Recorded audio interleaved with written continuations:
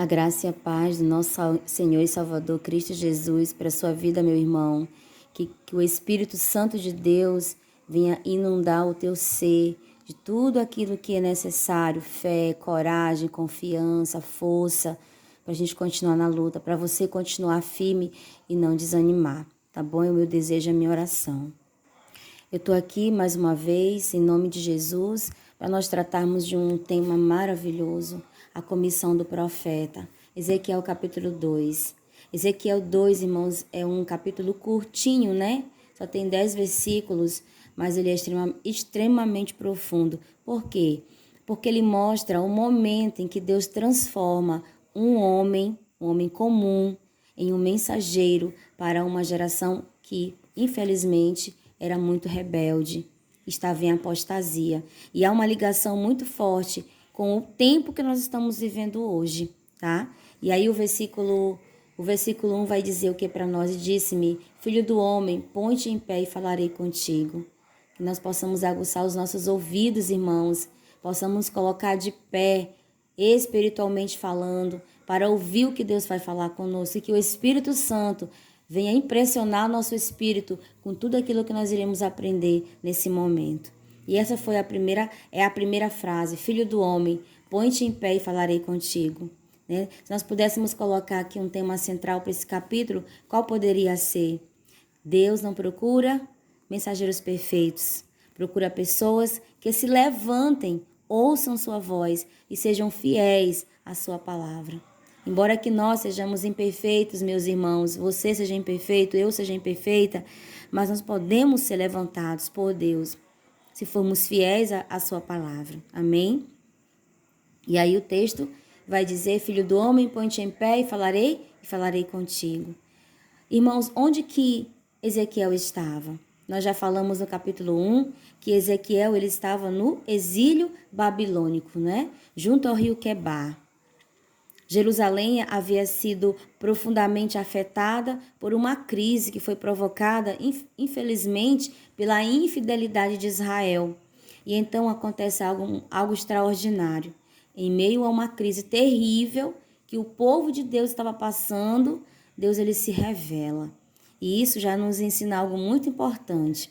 O que, minha irmã Ediane? Nos ensina, meus amados, que a crise ela não significa ausência de Deus. Muitas das vezes é justamente no cenário da crise que Deus revela a sua presença de maneira mais profunda. Você já experimentou isso? No momento mais difícil da sua vida, Deus esteve ali. A presença dele foi manifesta de maneira muito mais profunda. E Ezequiel, ele não recebeu a missão dele num palácio. Ele recebeu essa missão no exílio. Ele estava no exílio babilônico. Ele não recebeu a missão dele em uma época de prosperidade espiritual. Ele recebeu em uma época de rebelião, de idolatria, afastamento de Deus. E isso torna Ezequiel 2 extremamente atual. É muito importante para nós. E ele começa, filho do homem. Deus lembra a Ezequiel de quem ele é. Ele diz o quê? Filho do homem. E essa expressão aparece muitas vezes em todo o livro desse profeta, né? Filho do homem, filho do homem. Lá em Ezequiel 37, que é um capítulo que nós conhecemos bem, o Vale de Ossos Secos, né? Ele diz filho do homem. Por quê, irmãos? Porque existe uma atenção muito importante. Sabe qual? Ezequiel estava diante da glória de Deus. Nós vimos isso no capítulo 1, não é? A gente já gravamos um vídeo onde a gente vai detalhar, estudar todo o capítulo 1. E ele estava diante dessa glória de Deus, mas ele continuava sendo um ser humano. Em outras palavras, o que Deus estava dizendo para ele aqui? Ezequiel, você é apenas um homem, mas não esqueça que eu sou Deus. Aleluias. E isso, irmãos, é fundamental para qualquer ministério. Nós precisamos saber pelo menos duas coisas. Quem nós somos? Quem que nós somos? Nós somos frágeis, somos limitados, somos dependentes. E quem Deus é, irmãos? Deus, ele é soberano, queridos, ele é poderoso, ele é suficiente, sabe? E o problema começa quando exatamente o instrumento pensa que é o autor da obra. Então Ezequiel precisa compreender: eu não sou a mensagem, eu sou apenas um mensageiro. Por isso que Deus começa chamando ele de filho do homem. Não esqueça, você não é a mensagem, você é o mensageiro. Amém? E aí ele diz o que para ele? Põe-te em pé. Essa é uma das frases mais bonitas desse capítulo. Ezequiel havia visto a manifestação da glória de Deus, né? No capítulo 1. E ele caiu com o rosto em terra. Mas aí Deus chega para ele e diz o quê? Põe-te em pé. Olha, observe a sequência. Ezequiel cai, Deus o levanta, Deus fala, Deus envia. Oh, glórias! É o mesmo que ele faz comigo e com você. Existe uma ligação espiritual muito poderosa aqui, irmãos. Antes de Deus enviá-lo, né, para falar com o povo, Deus precisava colocá-lo de pé diante dele. Por quê? Porque ele estava no chão, ele estava caído pela glória de Deus. Ele precisava ficar de pé para ele receber o que Deus tinha para ele e também para o povo, né? Então, antes de falar para as pessoas, nós precisamos aprender a ficar de pé diante do nosso Deus, né? Antes de você ocupar um púlpito, você precisa de estar no altar do Senhor. Antes de você compartilhar uma mensagem, você precisa da comunhão com o Senhor. Antes de você ensinar a palavra, você também precisa ser ensinado. Antes de você conduzir outras pessoas, você também precisa ser conduzido. Amém? Pelo Espírito Santo de Deus. E aqui diz que, ele fala aqui no versículo 2, então entrou em mim o Espírito. Olha o Espírito aqui com E maiúsculo, né? Ezequiel 2:2 diz que enquanto ele falava, o Espírito entrou nele e colocou ele de pé. Me pôs em pé. E isso é extraordinário. Ezequiel não conseguiu levantar-se somente ou apenas pela força humana. Foi preciso o poder do Espírito. O Espírito Santo levantou o profeta. E isso nos ensina que a verdadeira obra de Deus, meus queridos, não é sustentada simplesmente pela eloquência, pela inteligência, pela experiência, pela personalidade, pela capacidade de liderança, pelo conhecimento bíblico, não, irmãos. Embora que tudo isso seja muito útil no ministério, e realmente é, mas existe algo indispensável: o Espírito Santo. Amém? O mensageiro, ele precisa daquilo que ele está anunciando. Não podemos falar sobre poder espiritual vivendo na dependência das nossas próprias forças, meus irmãos. Amém? Não podemos. Precisamos depender do Espírito Santo de Deus. E aí Deus começa a falar para ele, né? Deus aqui não esconde a dificuldade da missão para seu profeta, para o seu servo. Aqui nos versículos 3 e 4, né? Filho do homem, eu te envio aos filhos de Israel. Como é que eles são? Rebeldes. Se rebelaram contra mim. Ele e seus pais transgrediram contra mim até este mesmo dia. E os filhos são de semblante duro, obstinado de coração. Eu te envio a eles e lhes dirás: assim diz o Senhor Jeová. Amém? Glória a Deus. Então Deus descreve aquela nação como uma nação rebelde, uma nação que se rebelou contra ele, né? E isso é muito interessante, né? Ou seja, Deus não promete para Ezequiel que todos vão gostar dele. Pelo contrário, Deus ele manifesta aqui a dificuldade da obra, não é? Deus não promete para ele que eles aceitarão, o povo, né? Aceitaria a mensagem que ele iria levar. Deus não prometeu para Ezequiel aqui que o ministério dele seria fácil e de fato não foi, né? Deus simplesmente diz o quê? Eu te envio, eu te envio. E isso já é o bastante, já basta.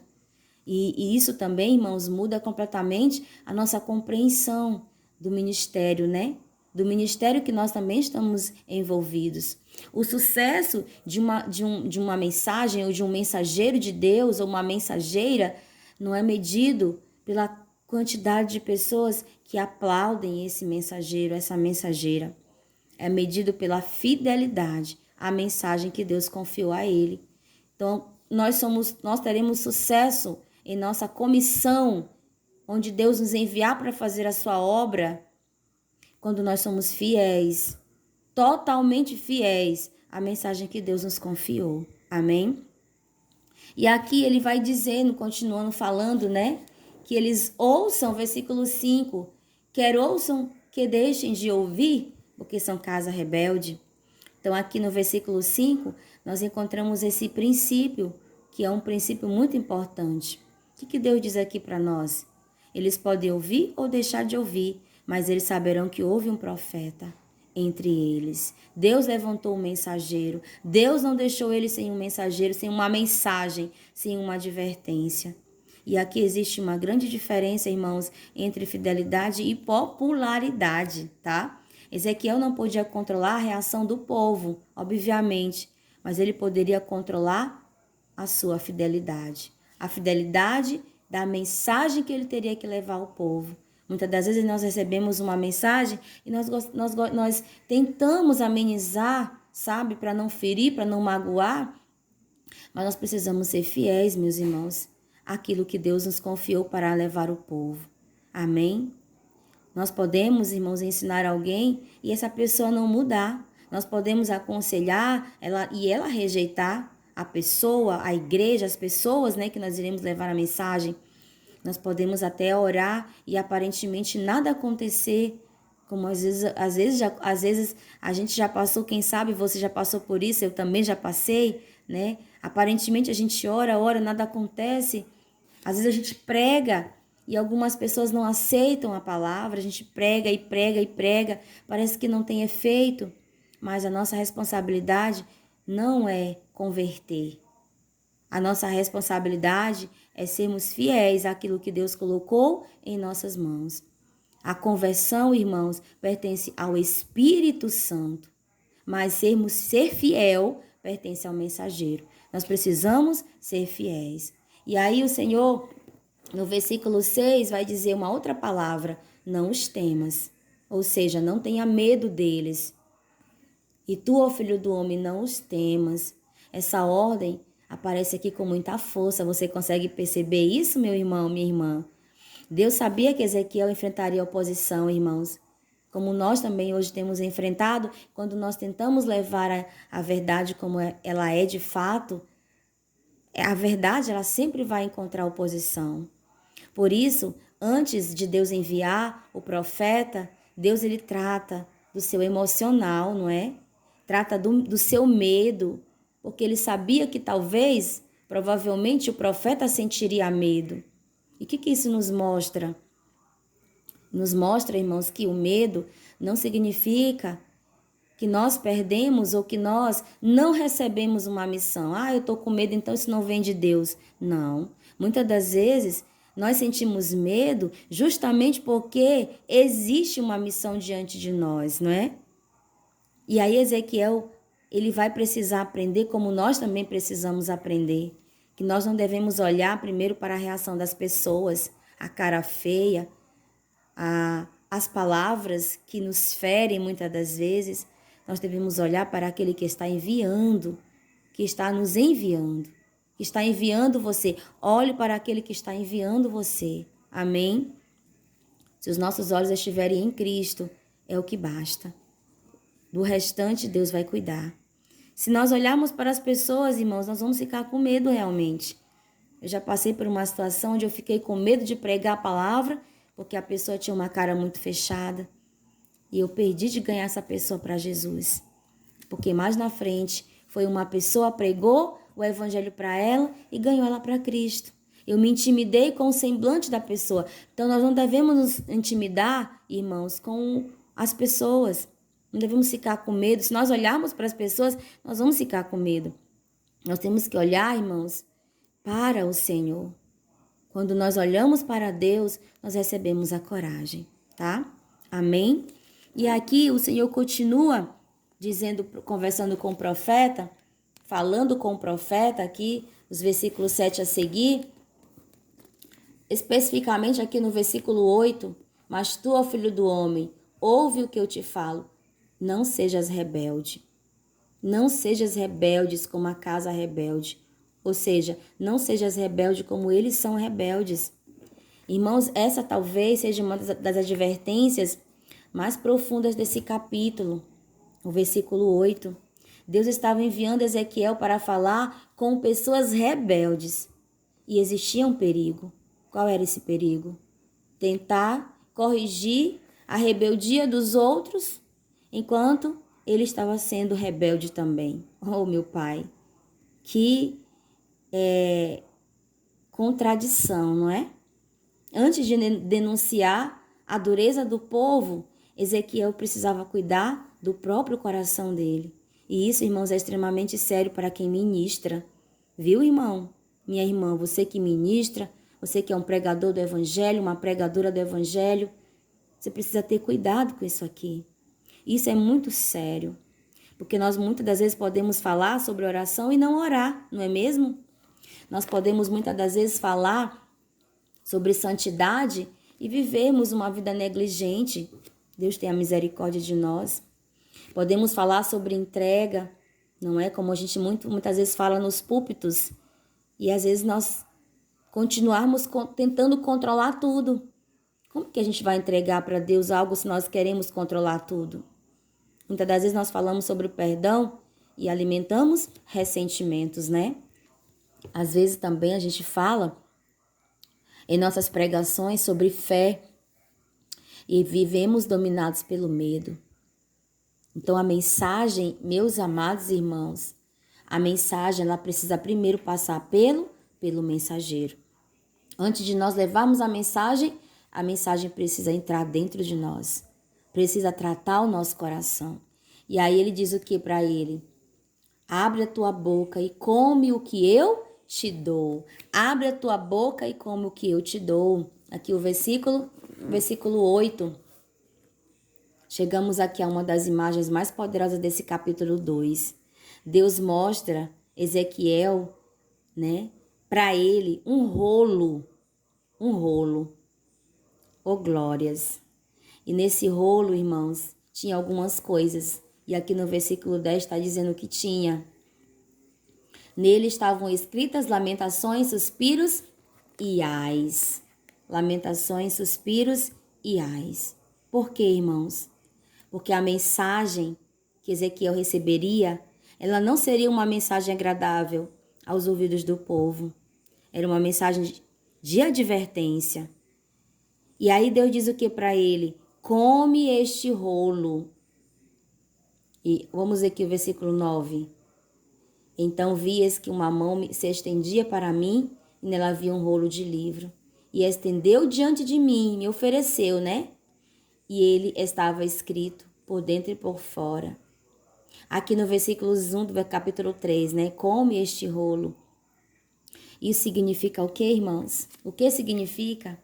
Antes de pregar a palavra, Ezequiel precisava internalizá-la. Antes de você pregar, ministrar as escrituras, levar a mensagem, você precisa primeiro internalizá-la dentro do seu coração. Muitas das vezes nós entramos nas igrejas para ouvir a palavra do Senhor, para sermos alimentados, edificados. Do jeito que a gente entra, a gente sai. Você já passou por isso? Eu já passei. Já entrei muitas das vezes na igreja e muitas das vezes eu entro, às vezes até pior do que eu entrei. Eu saio muito pior do que às vezes eu entrei. Por quê? Porque às vezes a mensagem que foi pregada ali, ela não entrou primeiro no mensageiro. Não teve o poder que deveria ter. Então existe, irmãos, uma diferença enorme entre conhecer a Bíblia e ser transformado pela Bíblia. Nós precisamos comer o rolo.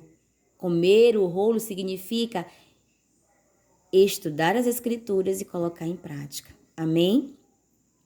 A palavra precisa ser comida, como diz aqui, né? Abre a tua boca e come o que eu te dou. Essa imagem, ela aparece também em outros lugares da Bíblia.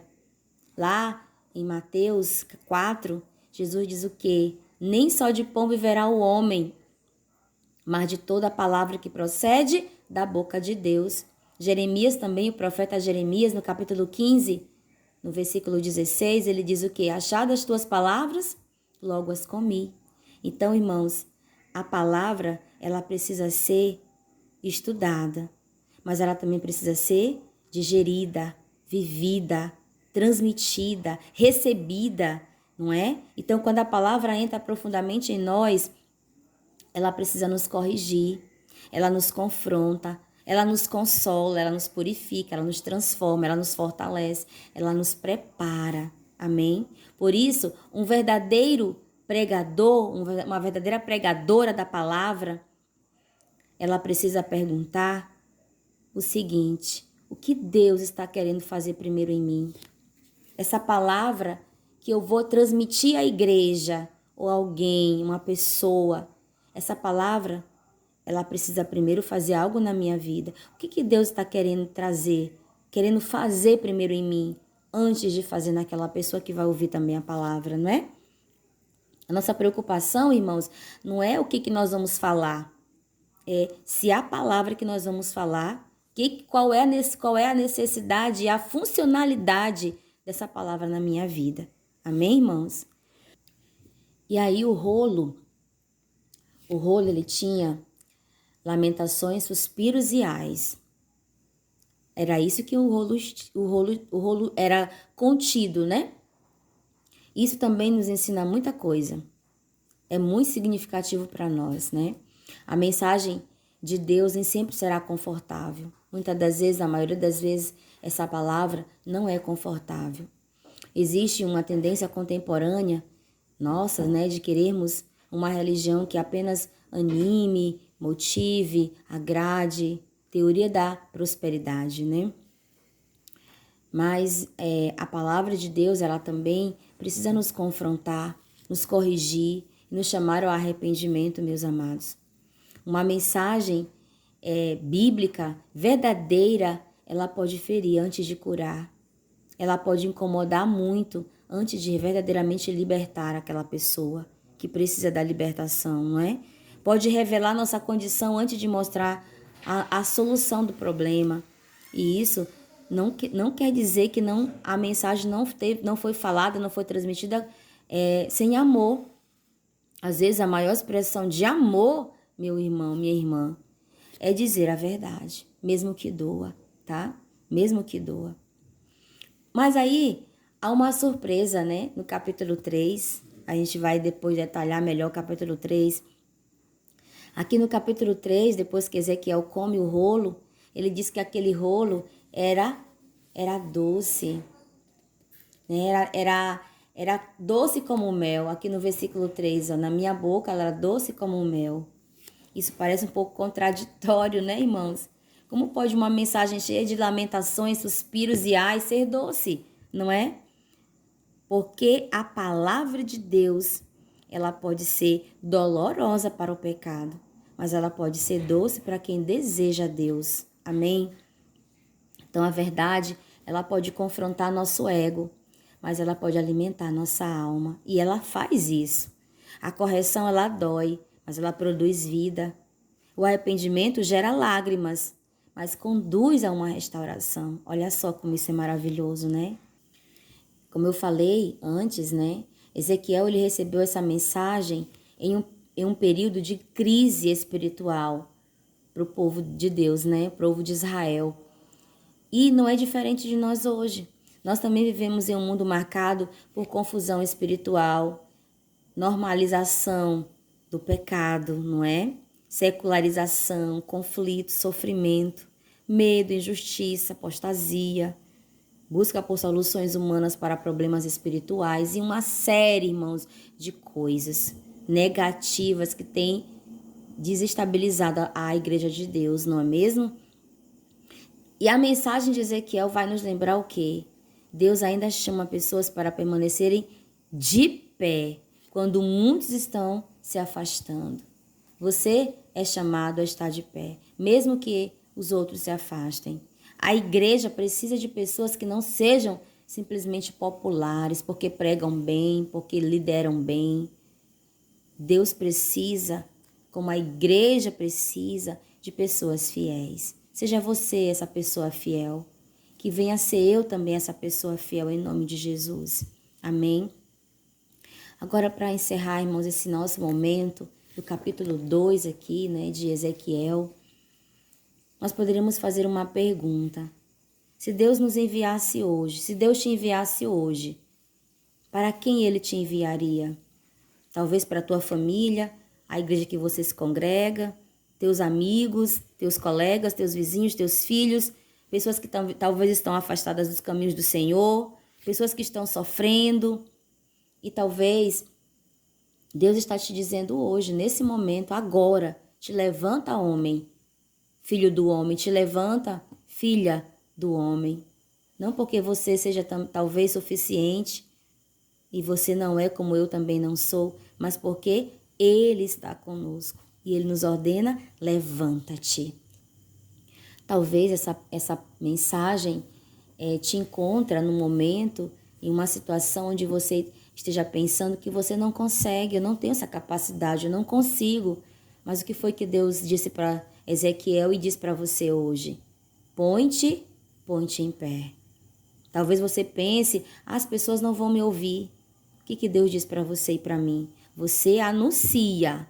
O teu trabalho é anunciar com fidelidade a palavra. Deixa que eu cuido da resposta. Talvez nós estejamos com medo, como eu penso assim, Senhor, é muito desafiador ser um mensageiro, como Ezequiel foi, até mesmo dentro da minha casa, da minha família, para com o meu esposo, para com a minha filha. Você também. É desafiador pregar para nossa família, não é, irmãos? É muito desafiador. Jesus mesmo disse que o profeta, ele não é bem recebido dentro da sua própria casa. Mas o que Deus diz para mim e para você? Você anuncia e eu cuido da resposta, não é? O que Deus diz para nós? O Espírito entra em você e coloca você de pé. Se nós estivermos cheios do Espírito, irmãos, nós não temeremos. Nós faremos o que devemos fazer, custe o que custar, e deixaremos as consequências com o Senhor. Deus diz para nós fazermos o quê? Coma o que eu te dou. Coma o rolo. Em outras palavras, antes de Deus usar a tua voz, Ele quer trabalhar no teu coração. Você precisa comer do rolo, da palavra, das escrituras sagradas. Por fim, meus irmãos, Deus ele não chamou Ezequiel porque o povo era receptivo. Deus chamou Ezequiel, sabe por quê? Porque a verdade precisava ser anunciada. E isso é muito forte para os nossos dias. A missão não depende da receptividade do mundo. O mundo não quer saber de Deus, em sua grande maioria. Mas Deus sempre vai ter ali alguns que precisam de ouvir, que vão dizer sim à palavra. E embora que não ouçam, nós precisamos sermos fiéis, não é? Deus, ele precisa... A mensagem, ela depende da fidelidade do mensageiro. Nós precisamos ser fiéis. Pergunte para você mesmo, nesse momento, será que eu estou realmente de pé diante de Deus? Será que eu tenho ouvido a voz de Deus antes de falar aos outros? Será que a palavra de Deus está apenas aqui na minha Bíblia? Ou ela está dentro do meu coração? Será que eu tenho medo da reação das pessoas? Estou tentando agradar pessoas ou obedecer a Deus? Existe alguma área em que eu estou sendo rebelde enquanto aconselho outros a obedecer? Se Deus me dissesse agora, levanta-te e vai, será que eu estaria disposto a ir? Oh, meus irmãos, em nome de Jesus, Ezequiel 2 não é apenas sobre um profeta antigo, não, queridos. É sobre Deus procurando mensageiros em tempos de crise. E talvez a pergunta mais importante do capítulo nem seja: o povo vai me ouvir? Será que o povo vai me ouvir? Mas sabe qual seria? Haverá alguém disposto a permanecer de pé? Porque o mundo não precisa apenas de pessoas que falem sobre Deus. Precisa de pessoas que ouçam Deus, vivam sua palavra, permaneçam firmes, tenham coragem de anunciar a sua palavra, a verdade presente. Filho do homem, filha do homem, põe-te em pé e falarei contigo. Talvez essa venha a ser a palavra de Deus para você hoje. Levante-se, meu irmão, minha irmã, não pela sua própria força. Levante-se porque o Espírito de Deus ainda capacita aqueles que Ele chama. Amém? Vamos orar? Querido Deus, nos capacita mesmo, nos prepara, nos ajude a comer deste rolo a interiorizar a tua palavra, a viver por esta palavra, a não sermos, Pai, abalados por nada nesse mundo. Nada vem abalar nossa fé e nem a nossa fidelidade. Obrigada, Senhor, por essa mensagem maravilhosa. Quando o Senhor nos chamar, se é que o Senhor já não nos chamou, nós viemos dizer, eis-me aqui. Que nós possamos acreditar no teu poder, não ter medo do que pode nos fazer o homem, mas confiar que aquele que nos chamou é poderoso para fazer infinitamente mais, além daquilo que pedimos ou pensamos. No nome dele é que oramos. Amém, amém e amém.